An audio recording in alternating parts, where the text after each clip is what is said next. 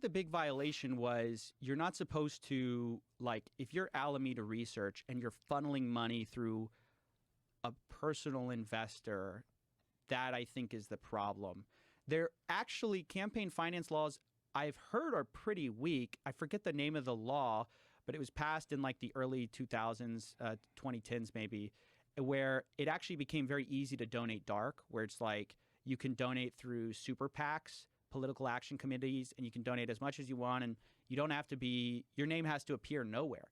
And so that's actually what he said in one of the interviews. He goes, no one believes me when I said I donated dark, because no one believes anyone would be like, everyone wants the credit for donating.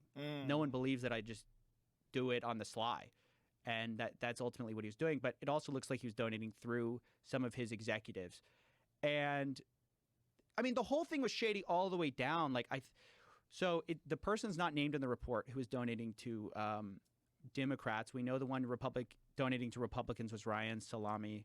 But that person eventually said, well, hey, can we restructure all this money that went through me like a loan so that we can, say that I took a loan out and I was donating so we didn't violate any laws. They never ended up doing that. But like, it was very clear the internal conversations were they knew they were committing fraud. They knew they were doing things wrong.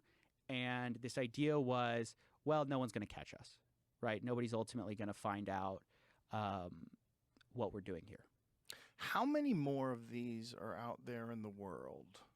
As big as FTX, we don't know. I mean, there's only a few that are bigger. Like there's Binance, very opaque company. We don't exactly know. And what has happened to Binance since FTX went down? Because it seems like they received additional scrutiny, right? Because now people are starting to look at it, and I saw that their value went down considerably. Yeah, Elizabeth Warren wrote a letter to them. They're being looked at much more closely. I mean, ultimately, all of these things are so opaque in the sense that you can know their assets. So it's like a big thing recently in crypto. They'll say, hey, we're going to show you proof of reserves.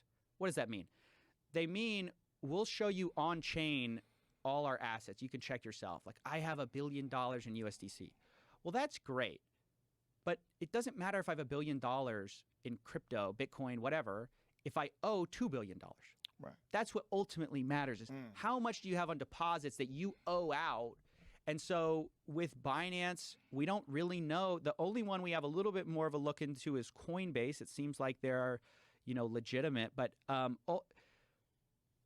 so much of the problem with crypto is we don't know how much of this stuff is money laundering. We don't know how much of this stuff is like outright the proceeds of criminals. I mean, we know that these criminals do launder their money through a lot of these crypto exchanges, through mixers. It's just sort of this big mess right now, and we're waiting for regulators to figure it out. Finally, regulators have stepped on the scene, but right now it's just this kind of wild, wild west of you're just having to trust these shady offshore entities that they're telling the truth. Binance says they're fine. They show proof of reserves, but what are their liabilities? It's hard to know.